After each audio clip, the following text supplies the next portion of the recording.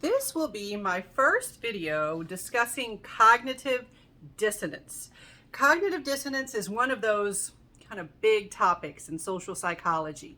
A lot of interest, a lot of good research and practical applications come out of work on this general research area. Now, cognitive dissonance is linked to self-justification. It motivates self-justification. So what is that? That is your desire to explain your own actions. Sometimes you do have to explain why you're doing something, why you're acting a particular way. And we do it in such a way, or we tend to do it in such a way, that preserves or enhances a positive view of the self. Here's that idea that comes up again and again in social psychology, that we like to think well about ourselves. We like to feel good about ourselves. We like to feel comfortable when we're thinking about ourselves in our own situation. And so self-justification, you are basically explaining yourself in a way that makes you look good. Cognitive dissonance is linked to this. So we're going to start with your basic definition of cognitive dissonance, and then I'm going to talk about the classic study that is associated with this term, this topic. And so cognitive dissonance is a state of psychological discomfort. You feel about yourself, all right? Psychological discomfort that occurs when we try to maintain conflicting, mismatching beliefs and behaviors. All right, I've talked previously in previous video about how attitudes don't necessarily predict behavior. In situations where that happens, in situations where your attitudes don't match your behavior, it makes you feel icky. It makes you feel bad. It gives you discomfort.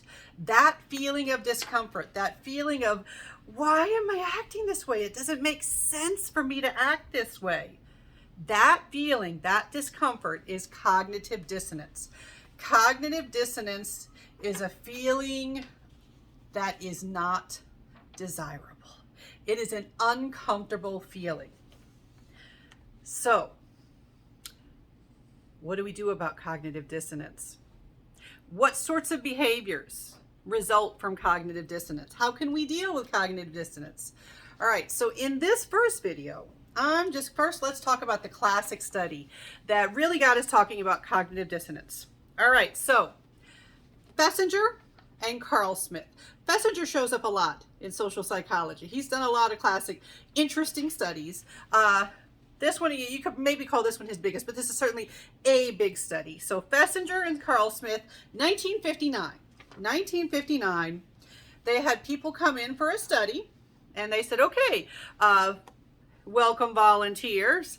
We are going to do a study of, oh God, what did they tell them it was of? It was, I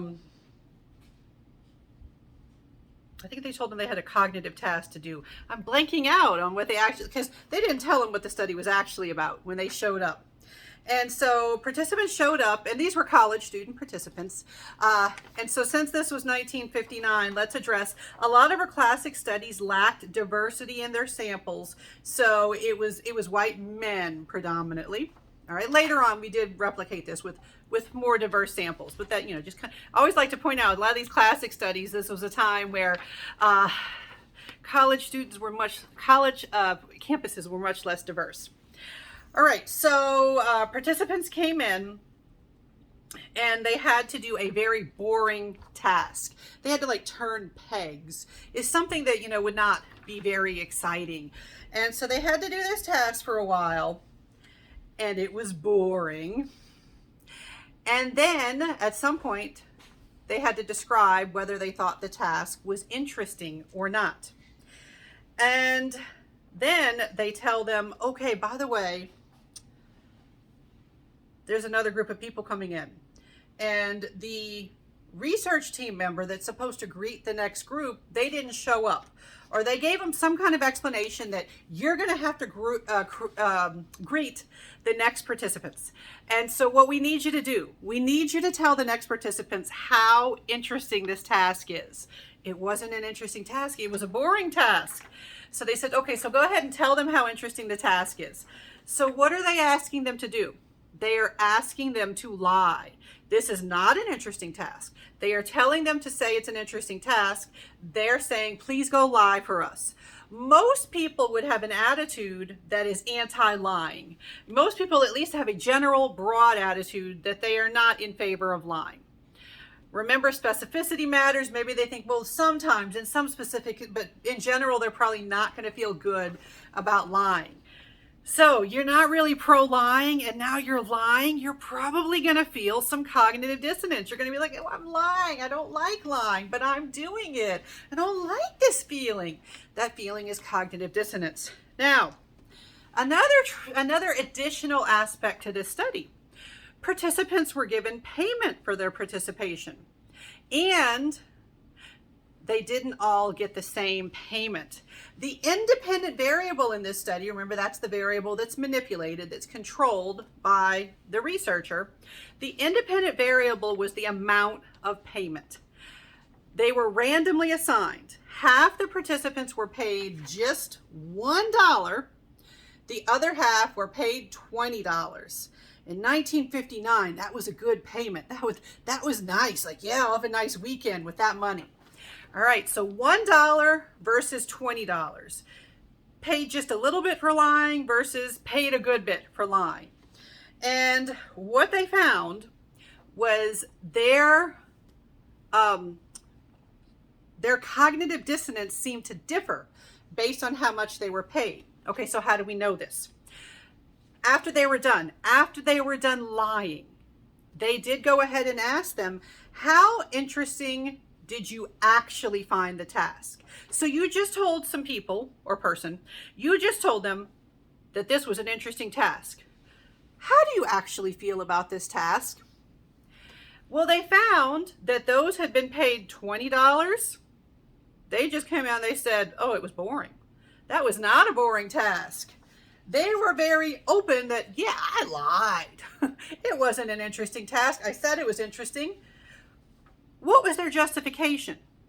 What was their justification for saying that it was interesting? Well, I got paid. I got paid $20. $20 is what we would call sufficient justification for lying.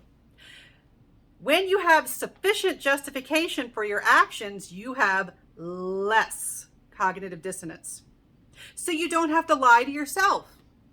You don't have to deal with your cognitive dissonance if you have sufficient justification. Let's talk about the $1 folks. Those that were paid only $1 to lie. When they asked them, how interesting did you find this task? Guess what? They said it actually was interesting. They went ahead and convinced themselves they actually found the task interesting.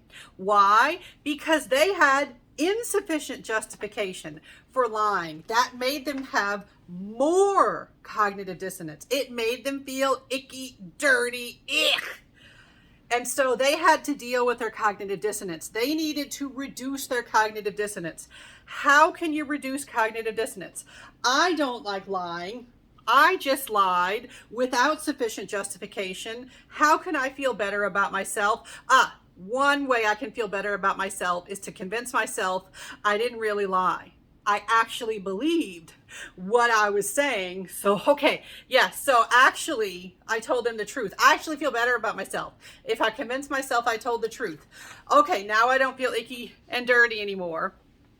So, being paid less to lie resulted in more cognitive dissonance, and then they lied to themselves. They convinced themselves that they actually thought it was more interesting.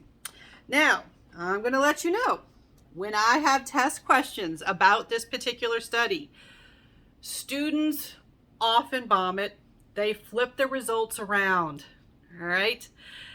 They want to say that the people who got paid $20 found the task more interesting. That is the opposite of what was actually found. The people paid just $1 said that they found the task more interesting because they had to deal with cognitive dissonance.